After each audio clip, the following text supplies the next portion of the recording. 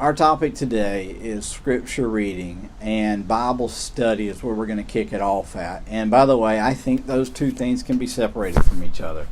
I think you can study scripture by reading it in smaller portions, trying to understand certain phrases and meanings and things like that.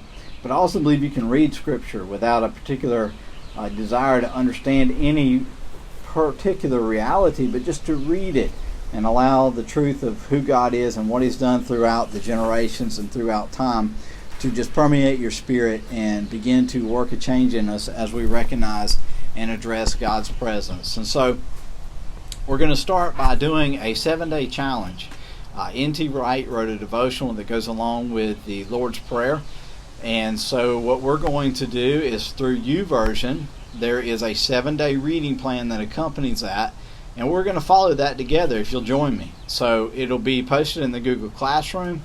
YouVersion is available online on every single app that or device that you would have an app for, or you can go straight to it on Bible.com. So ton of information out there. And after we finish up with this plan, my hope would be that I would have time next week to develop our own plan. It's something I had in the works and had to put it aside as other things have occupied my time and energy lately. So we're going to look at this 7-day plan, and I want to just give you a challenge as we look at Scripture to allow ourselves to not always try to find a meaning for us, but listen to what Scripture is saying.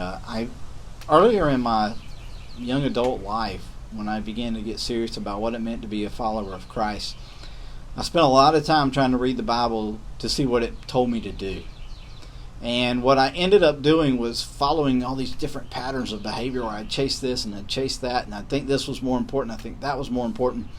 And what I missed out on was the opportunity just to learn about the knowledge of who God is, and realize God's at work in the world and realize God's presence around me. And I just missed that for so much of my adult life while I chased to understand what I was supposed to do next and how I was going to do things. And so when you read Scripture, man, just read it. Read it and allow it to wash over you. Read it to try to understand the context. Read it with a desire to know what the original writers and readers would have experienced when they wrote it or when they heard it read or read it themselves. And so just kind of allow that to happen in your life. And so with that being said, I'm going to kick us off tonight by reading Psalm 100 to you. It's one of my favorite psalms, and it's one of those psalms that kind of sticks with you once you learn it, and I memorized it when I was probably in my early teens. Shout for joy to the Lord, all the earth. Worship the Lord with gladness. Come before Him with joyful songs. Know that the Lord is God. It is He who made us, and we are His. We are His people, the sheep of His pasture. Enter His gates with thanksgiving, and His courts with praise. Give thanks to Him, and praise His name. For the Lord is good, and His love endures forever. His faithfulness continues throughout all generations. When I read that psalm today, and I read the NIV now, I still hear it in the King James Version. And I could probably come close to reciting it at times in the King James Version. But my challenge to you in this 7-day plan is we allow Scripture to permeate our lives, that we read it, we read it, we read it. And we do what the Apostle Paul has instructed us to do in Romans chapter 12, and that's to allow our minds to be transformed. And by the way, your mind cannot be transformed without you speaking to your mind. And we're going to find the psalmist does that himself as he corrects himself and tells himself how to think. We won't look at that tonight, but in the future that's something that we're definitely going to look at in our study of what it means to be a daily Christian, what it means in our private prayer life, what it means in our public prayer life, and what it means in our study and our reading of Scripture. So, first of all, we're going to start off with this thing of a 7-day plan. Now, some of the things I'm going to mention to you are just simply practical things that apply to every other part of your life. They would apply to a physical workout. They would apply to following a meal plan or a diet. They would apply to everything. Okay? So don't miss that. The second part of it, though, is there's a spiritual truth there. And it's like anyone who's attempting to do something, you should allow for grace. And you need to allow yourself room for grace. So we're going to do a 7-day plan. It's going to help hold us accountable to each other. But let's be gracious to each other and let's be gracious to ourselves. So the first thing you need to do in developing a plan or having a plan is this. You need to develop a habit. You need to develop a habit. And so how do you do that? How do you go about developing a habit? Well, there's a lot of things you can read on this, but let me just talk to you about how I see it, especially when it deals with studying Scripture. Number one, make a plan for you. Make a plan for yourself. This is personal. This is not a response to what your parents do. This is not a response to what your siblings do. You may have a friend that's in another youth group and they may do something different. Make a plan for yourself. And I'm helping you out by going ahead and giving you a plan that is simple and easy to follow. So this is personal. It's between you and yourself. All right? Set a standard for yourself. And what I mean by that is have a goal. Don't just say over the next 7 days, I hope to read these 7 devotionals. Say over the next 7 days, I want to read these 7 devotionals, and I'm going to make it happen in my life by being done every day by 10 a.m., 2 p.m., whatever it may be. I'm going to read it every day at lunch. Whatever your habits may be, all right? So make a plan for yourself, set a standard for yourself, and then do this. It's really practical. Apply some things that you already know from current habits. What do you do daily? Brush your teeth, take a shower. What are those things? Do you have them written down? Do your parents have them written down? Do you have a chore chart somewhere? Do you have a reminder set up somewhere? Those sorts of things. Maybe for some of you, if you're going to read this, you might, if you're going to have it on your phone, put it on your home screen. Put it on an app. Set a reminder on your phone. Set a reminder on your iPod or iPad or whatever it may be you're going to utilize. YouVersion has a great thing. It'll send you a reminder every day if you have the app. So whatever it is, make it something.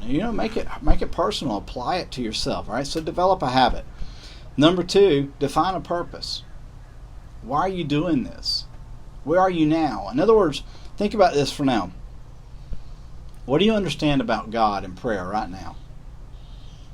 You could pause for just a minute and write down 2 things. This is what I know about God. And I mean not what you've been taught about God. This is what I know about God. And this is what I know about prayer. So let's take just a second here and write or think of 2 things. This is what I know about God. And this is what I know about prayer. So you have to define a purpose. These are what I know. Now, where are you now? What is your view of God? Where is God? What do we think about God? Do we consider God? When you act and behave in ways that maybe are good, maybe ways that are bad, do you even think about the effect and the reality of that has on your relationship with God and your understanding of who God is and knowing whether or not He is present? So you need to ask yourselves these questions. These need to be things. You need to have a purpose in this. We're not doing a 7-day plan just so we can check in on YouVersion 7 days in a row. We're doing a 7-day plan to help us understand who God is and where He is at and how He's at work.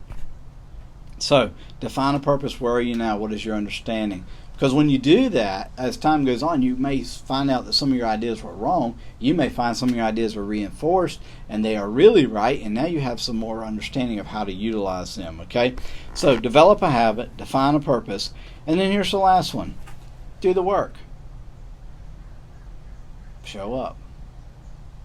Show up. Commit to the pursuit. I'm asking you right now in this video that's going to be less than 11 minutes long to commit to 7 days of reading a 5-minute devotional. That's my quest for you. 7 days of reading a 5-minute devotional. Will you commit to that? Will you show up? Will you show up every day? You show up every day at the breakfast table. You show up every day at the lunch table. We show up every day for video game time. We show up every day to go outside. You just got to commit to it. And you're like the athlete who doesn't know what time may bring him, but he shows up every day and he goes to the weight room and he allows himself to be challenged and he allows himself to commit to something that is much greater than himself. So do the work. And with that, I want to just close by saying this. Commit yourself. Commit yourself to a pursuit of knowing who God is and knowing how He is at work in the world around us and in your life itself. Commit yourself to that. And then this, act like you believe it. So what do you mean act like I believe it? Well, show up every day and take this devotional, read it. Commit yourself. Act. And then guess what? The last one, anticipate. Anticipate seeing God at work. Anticipate seeing things happening that only God can do. Anticipate realizing that God is acting in greater ways than you and I could ever imagine. Anticipate. So, the link is here. It's on the YouTube and it'll be in the description below. Worry to Confident Hope by N.T. Wright. It's a study of the Lord's Prayer. You can read that. You can click on the link in the YouTube description below. Or if you're part of our Google Classroom, you can go in Google Classroom, click on our notes for tonight, and it's there as well. Bless you. I will see you on Sunday live, if not before then. And if you're one of my students, I want to ask you, who is working on a trick shot? Real life trick shots due this Saturday. We're going to have a great time. I anticipate some really awesome videos. So I will see you guys. Bless you.